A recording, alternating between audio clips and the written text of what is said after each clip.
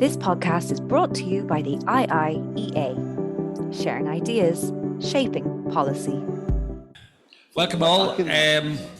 I am just, my only role is just to welcome you and to in particular extend our welcome to our distinguished guests this afternoon, Andy Burnham and Steve Rotheram. You'll hear from them shortly. Thank you all for your attendance. Thank you to the Department of Foreign Affairs, in particular to Sarah Mangan, the Consulate in the UK. And I should also thank and introduce, and I'm delighted to do so, our friend Sarah Carey, columnist of the Irish Times, who's graciously agreed, Irish Independent, who's graciously... Do you know something? I'm delighted I made that mistake. Who has graciously, I won't say what she said downstairs, but she can say it herself if she wants. Yeah. She's agreed to chair the session this afternoon, and we're delighted to welcome her. Sarah Carey. Thanks, Alex. Thank you. Am I on? Am I all mic'd up? Am I on? Great. Okay, yeah. So it's a pleasure to be here today. Alex and Barry got the brainwave that they should get a blue shirt to interview the two Labour boys. So I said I'd do it on the strict condition that I was resplendent in socialist red. So that's my act of honour to you both here today. And we've a very distinguished audience here today. I know many experts in various fields who've come to hear about Andy and Steve's experience in devolution. But I do want to say a special hello. Is Marie Sherlock? No, she was here. Oh, it is here. Labour Party TD, and I really do want to congratulate you on a day like today for your getting elected and saving us from international ignominy on that day. So a little word please for Mary, I think. Now, I've spent the last week immersed in Andy and Steve's histories and the work that they've been doing, and it's been so moving, which I did not expect. They have been through the ringer over the course of their political careers, and how personal it's been for them. It really is an extraordinary story, leaving aside the technicalities of devolution, which I know many of us want to hear about. They've much in common, and they're both from working class backgrounds who grew up in or near Liverpool, lifelong Labour supporters, and both were elected to the House of Commons.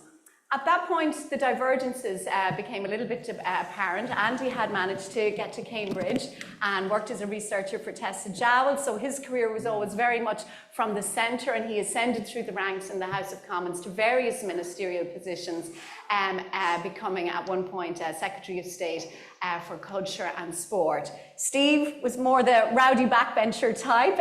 He began his political career as an activist and councillor, was a Lord Mayor of Liverpool, and wasn't that comfortable with the whip system, found an awful lot of trouble with that. And he spurned promotions, didn't want to behave, and yet they both came to the same point when at Steve's suggestion they decided to walk away from Westminster and become the run for election for mayor for Liverpool and the Manchester area. So it's really interesting that they came to that same point. Andy's an Everton fan, which was the first thing that a Labour friend told me when I rang him to ask about Andy. So, and Steve, of course, is Liverpool, which is my family's allegiance.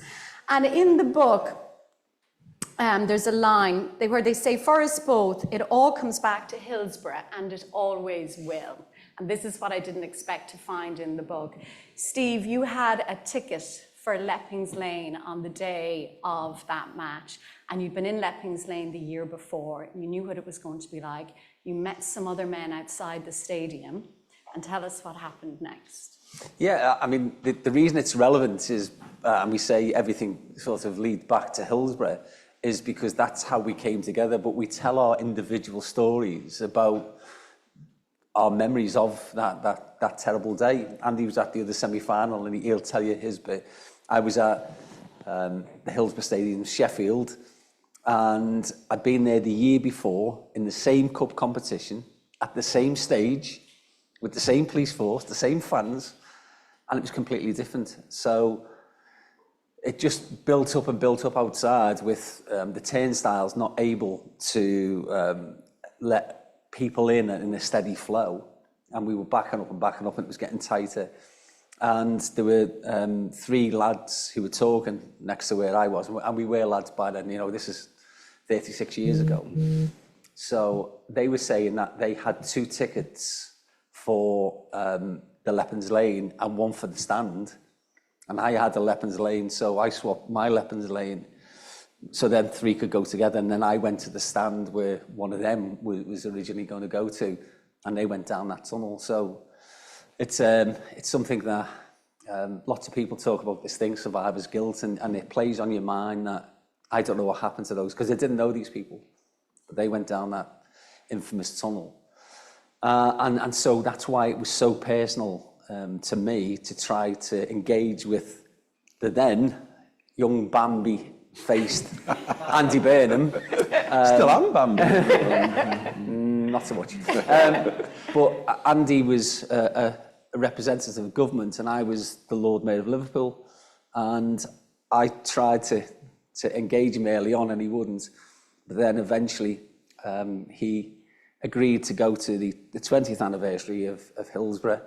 He made a very famous speech in front of the COP, and I'll hand over. Yeah, I've watched that speech, Andy, and you were there representing the government, and the moment you said the Prime Minister, the crowd broke into this chant, Justice for the 96, and it was clearly a very difficult moment for you, very powerful.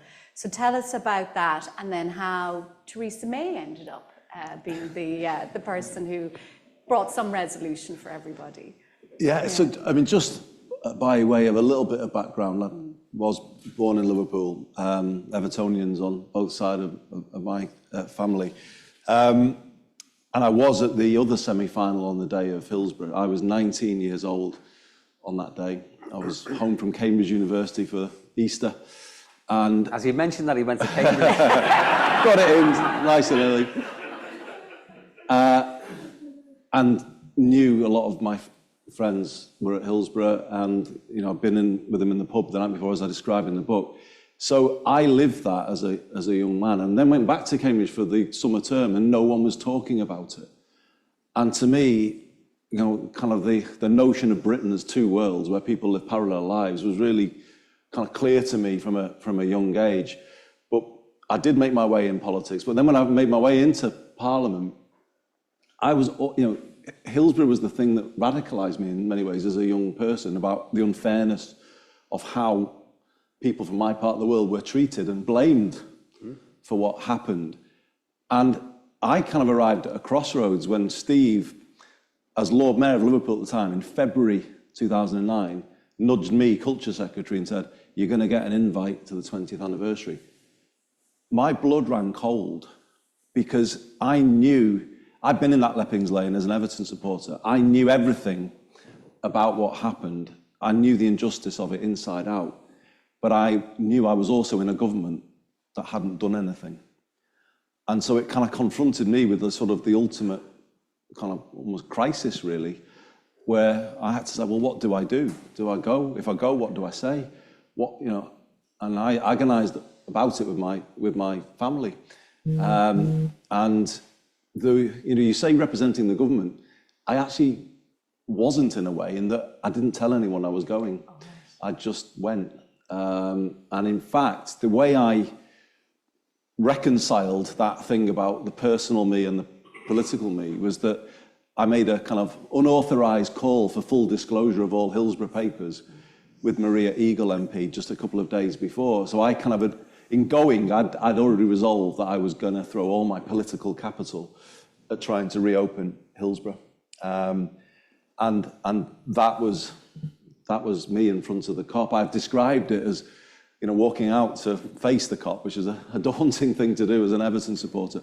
But it was like walking to the edge of the abyss of the government I was in, between the government I was in and the people I grew up with. It was that stark. But I'd kind of made a choice that I was departing from the path I'd been on in the government, and actually I think my political course changed. That was the day I took my first steps out of Westminster that day. To his great credit, although the crowd did boo when that was the first shout, "Justice" came, didn't? I mean, we can always hear that in our minds, can't we, Steve? And we've met him. And we've met him. The fellow really? who, I always say that he had invited me as Lord Mayor.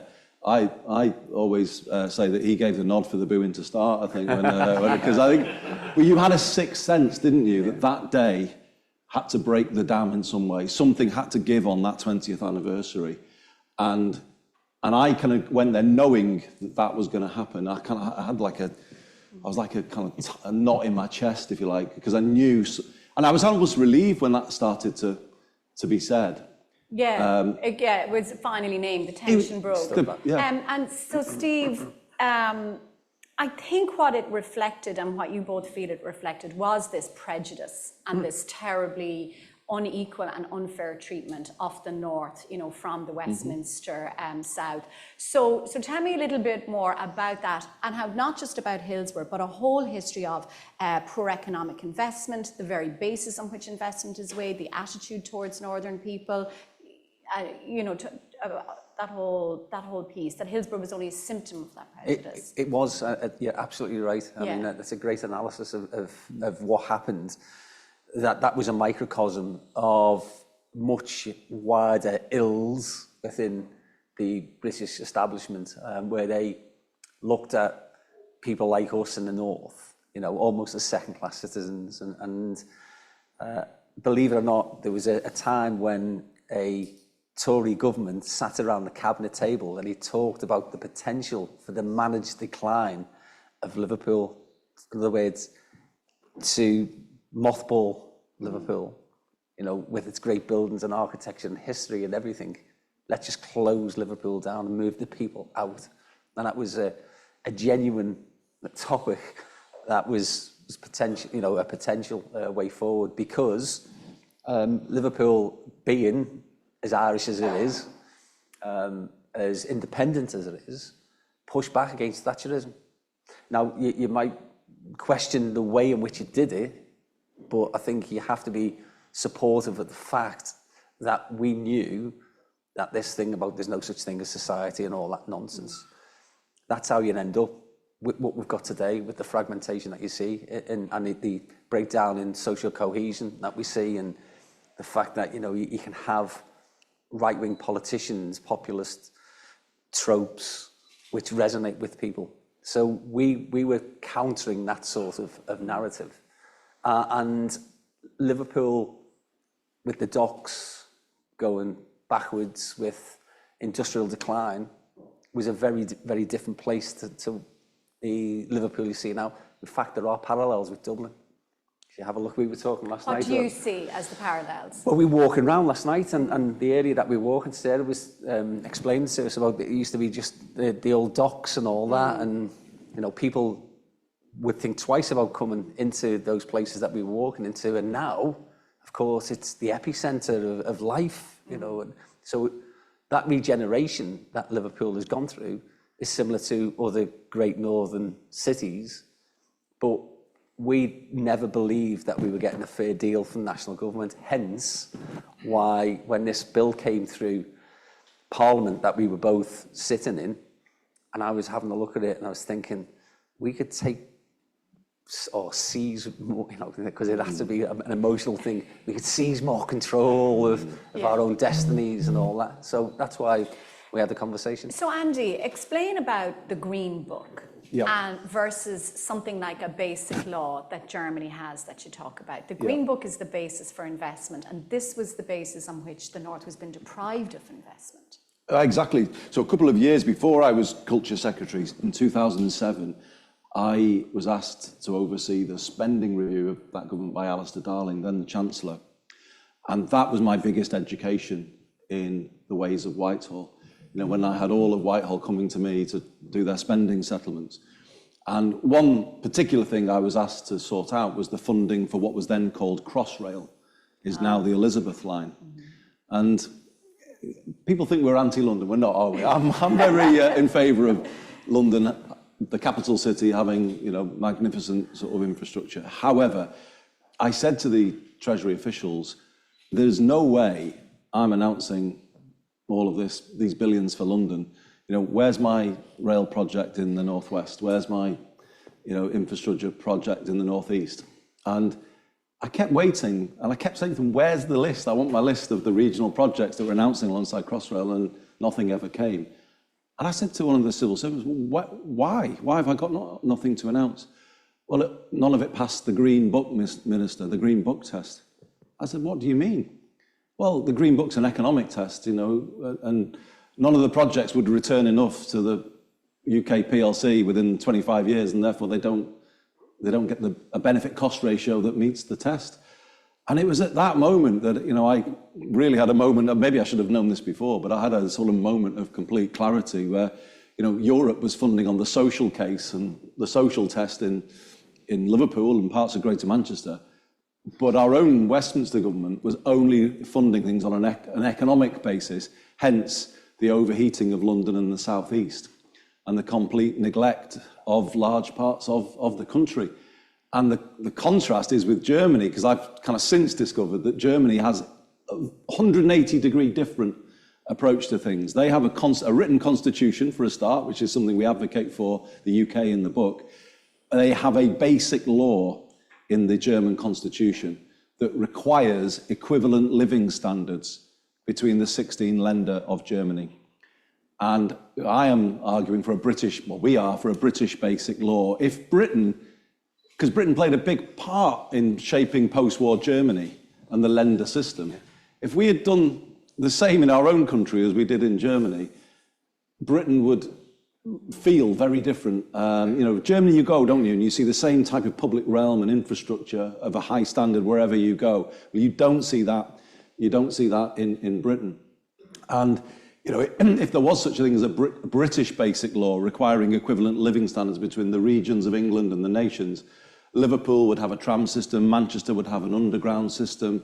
We would be living in, and we'd have higher economic growth across the M62 area in the northwest.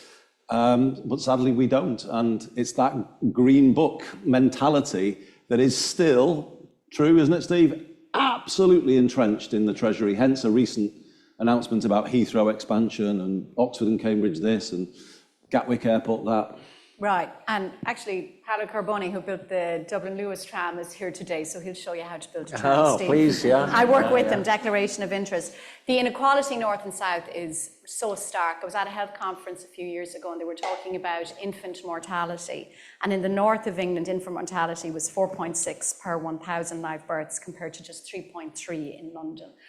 That's how stark it is. So George Osborne comes up with this idea to devolve power. So the Tories aren't completely evil.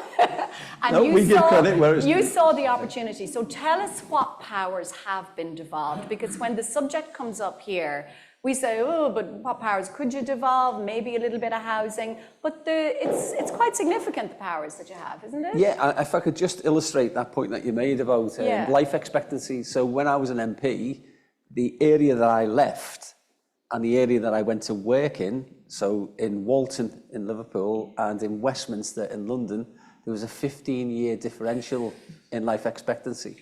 Why should we have to put up with that? So that was what used to drive me when I went down there, to stand up and speak and try and get under the skin of the opposition of the Tories. You managed it. I did a few times.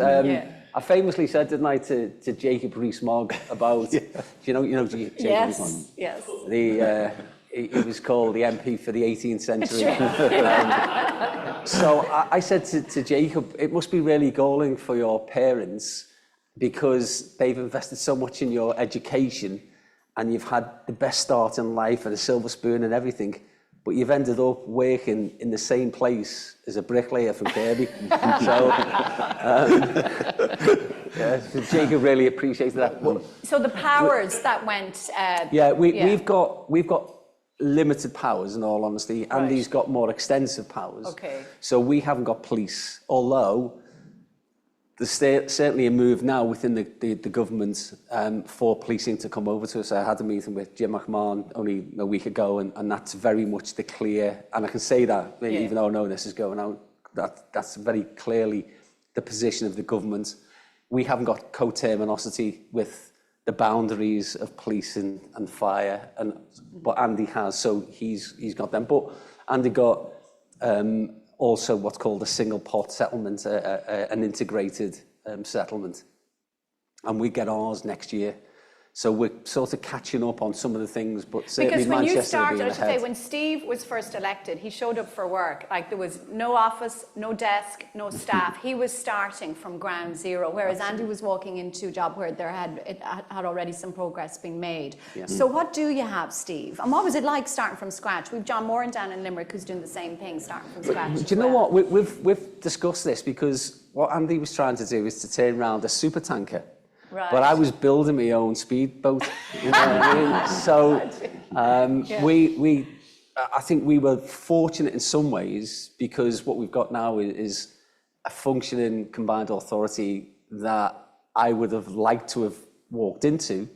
But of course, it's taken years to get that, and the staff right, and all the processes and assurance frameworks. He's too modest to say, but I will say it, because it's not just about powers, it's about political culture as well. And as a son of the city, I can say that, you know, Liverpool had a problematic political culture for a long time. It was sometimes, you know, challenging and adversarial, and because there was a faction of the Labour Party that was quite Labour robust. politics in the city It's, were messy, to say. I mean, that's putting a sort of a gloss on it, I think. But the point was, it was often would end up fighting itself, whereas Manchester was, the 10 councils owned the airport. They were outward looking. They were like powering on.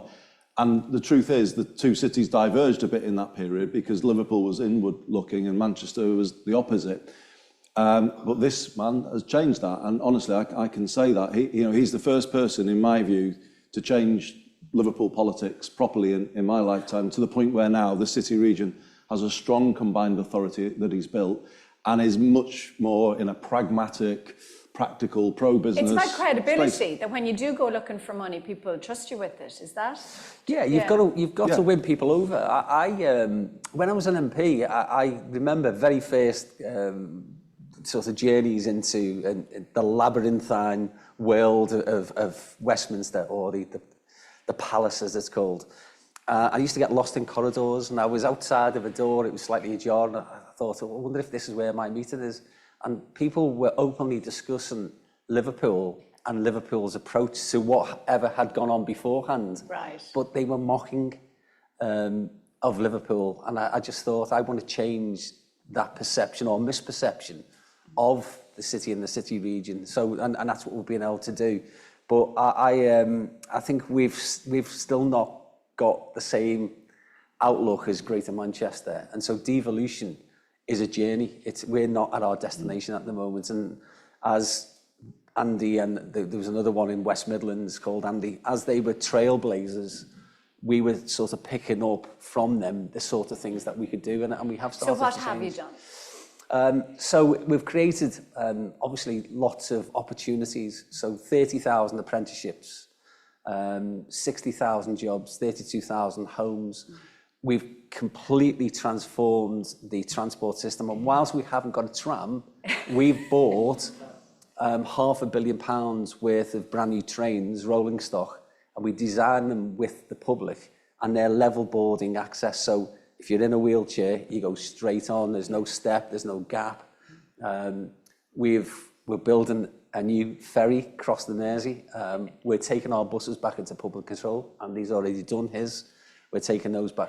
Which We're having of a you fully was integrated it when the powers transport. were being devolved? One of you said, or it was said to Westminster, we're not taking it unless we get the buses. We've got to get control of the buses. That was my predecessors in Manchester, because George Osborne... So why is transport so important?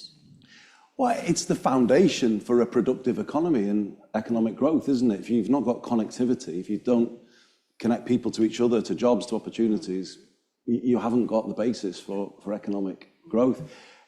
You mentioned credit to the last government. We do give credit to George Osborne. I mean, he, in many ways, opened the door to what we do. But the 10 councils, actually, of Greater Manchester didn't want an elected mayor. And they were in this arm wrestle with George Osborne about it. He wanted an elected mayor. They wanted the power to re-regulate buses. And basically, the handshake was done on that basis. In return for an elected mayor, the 10 councils got the ability to... And why didn't they want the elected mayor? Because it would take power because, from them? Because we've had this row in Dublin. This is the dispute yeah, in Dublin. I mean, It's a fear, isn't it? prefer local government to national government in terms of, it's much more practical and, place-based. But what I hate about it is the pettiness of local government, the parochialism of it. I can't stand that. But if I'm honest, I think it was a bit of that. Oh, we don't want someone saying things that, that might interfere with what we're trying to do. I think it was that, I guess, which was why they didn't want it. But to be honest, you don't get true accountability for the public from committee structures where no one is seen to be. You just don't. And Osborne was right about it. You get more accountable delivery for the public if at the end of the day there is one person who, because we are in this experience, aren't we, in our 8 years now nearly as mayor, where we're blamed for literally everything, aren't we? I mean, that's your job. Yeah. I blame him for Everton's results sometimes, but we do get blamed for literally everything. But then again, is that such a bad thing? Because you've got one person now that the public would have been shouting into the wind, wouldn't they, before, about trying to get something to change. The trains, aren't good. We were chatting about Network with a colleague from Network Rail downstairs. We've had to try and make an unaccountable transport system become more accountable to the public.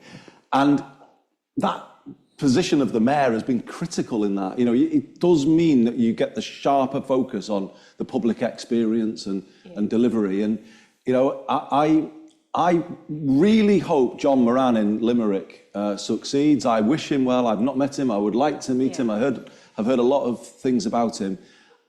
We would love in time, I think, for there to be an elected mayor of Dublin. Now, I don't know whether that's something this room agrees with or not.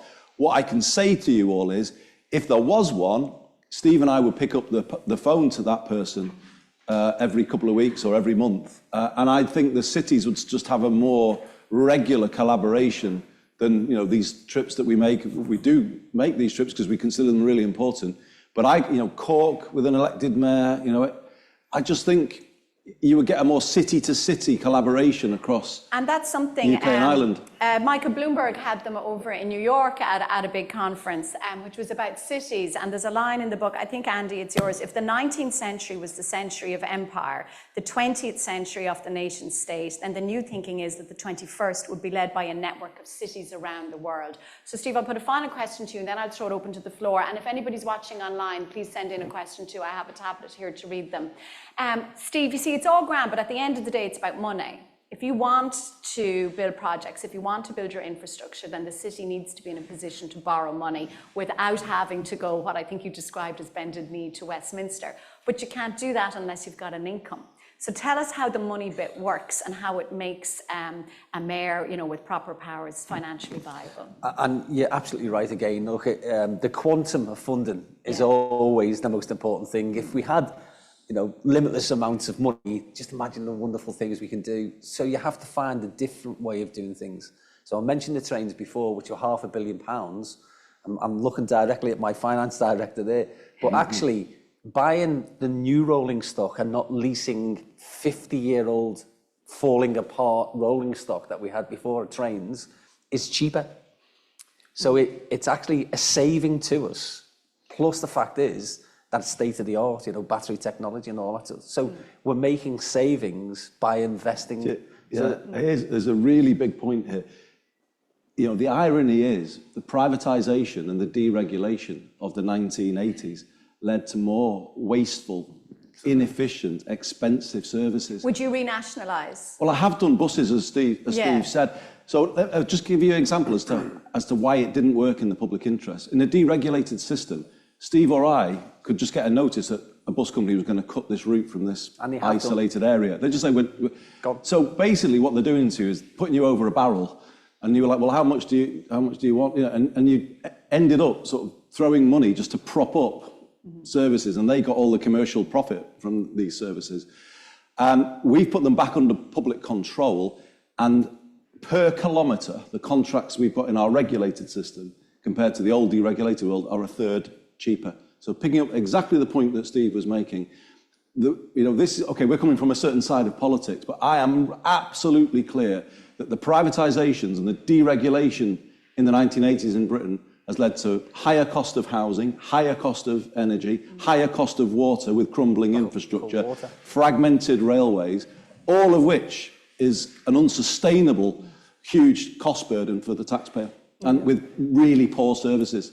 So just on the water, we've got something called a discharge-free River Mersey. Michael Heseltine started it. And the Mersey is the cleanest it's been. It was biologically dead 40 years ago.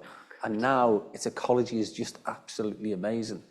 But we've got companies who have been taking out dividends worth billions of pounds and then pumping SH asterisk literally into our rivers, waterways, and you know, how can that possibly be the right way to run a country? And what's happening with the conversation there about renationalising water? There isn't one. Right. Well, there's Thames maybe renationalising. But that's because Thames is in such a financial situation that the government's going to have to bail it out. It's not an ideological thing. Tom Ferris. This podcast is brought to you by the IIEA, sharing ideas, shaping policy.